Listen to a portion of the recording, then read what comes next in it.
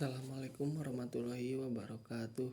Perkenalkan, nama saya Rindi Garnijaya dengan nomor NPM 2341011136 dari kelas B. Di sini saya akan menjelaskan tentang upaya mencapai ketahanan pangan. Salah satunya adalah memperbaiki mata pencaharian dengan fokus pada produktivitas pertanian dan penguatan akses terhadap pertanian tersebut adalah penyediaan benih unggul, pupuk, pestisida berkualitas, dan akses ke alat pertanian modern. Dan ada juga pelatihan dan pendidikan petani, program peningkatan kapasitas petani melalui penyuluhan, sekolah lapang, dan bimbingan teknis.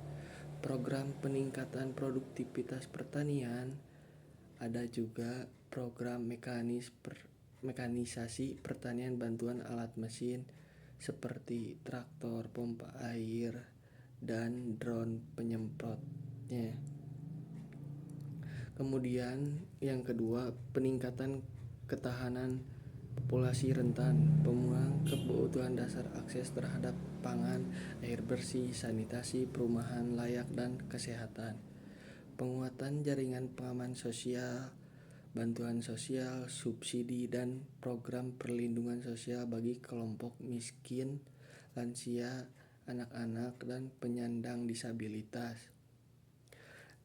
Dan program untuk meningkatkan ketahanan populasi rentan, yaitu program PKH, yaitu program Keluarga Harapan, yang isinya di mana bantuan tunai bersyarat untuk keluarga miskin agar dapat memenuhi kebutuhan pendidikan dan kesehatan. Yang ketiga, peningkatan sistem pangan dan gizi, inovasi dalam mortifikasi pangan, diversifikasi pangan lokal, dan teknologi pemprosesan makan sehat. Komersialisasi dan hilirisasi hasil riset mendorong penerapan hasil riset ke dunia usaha melalui kemitraan lembaga riset petani dan industri pangan. Program tersebut, program hilirisasi, adalah kemitraan antara petani dan industri untuk mengembangkan produk olahan bernilai tinggi. Yang keempat, aspek dalam memperluas rantai dan pasok pertanian, peningkatan infrastruktur, logistik, pengembangan jalan, gudang, dan penyimpanan cold storage, dan sistem transportasi untuk mendukung distribusi hasil pertanian. Program sistem logistik nasional, ada juga penguatan infrastruktur logistik untuk mendukung distribusi pangan secara efisien. Yang kelima, aspek perbaikan kebijakan dan institusi ketahanan pangan, penguatan regulasi dan kebijakan pangan, penyusunan dan peninjauan ulang peraturan yang mendukung ketersediaan, akses, dan stabilitas harga pangan.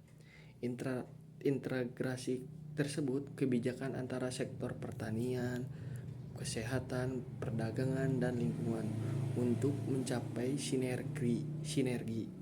Program kebijakan pangan terpadu Interfood menyusun regulasi yang mengharmonisasikan kebijakan di berbagai sektor terkait pangan, disertai forum koordinasi rutin antar kementerian dan lembaga terkaitnya. Yang keenam, ketersediaan pangan.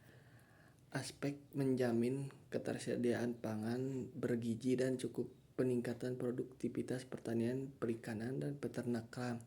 Program tersebut swadaya pangan dan pengembangan pertanian modern dan diversifikasi tanam pangan.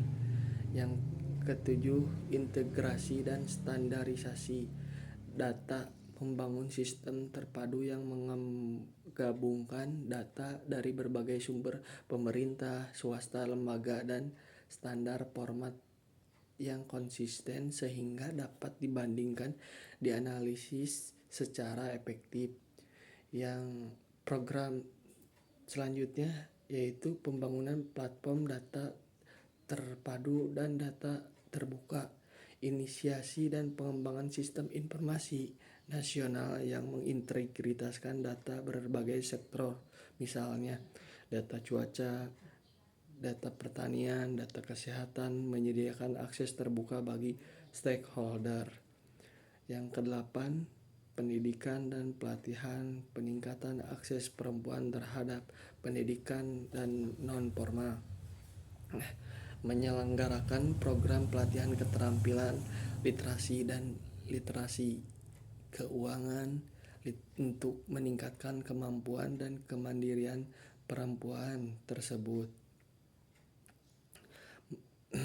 Terhadap layanan kesehatan, termasuk kesehatan reproduksi dan maternal, meningkatkan kesadaran akses informasi mengenai kesehatan, serta pencegahan kekerasan berbasis gender. Cukup sekian materi yang saya bisa sampaikan. Wassalamualaikum warahmatullahi wabarakatuh.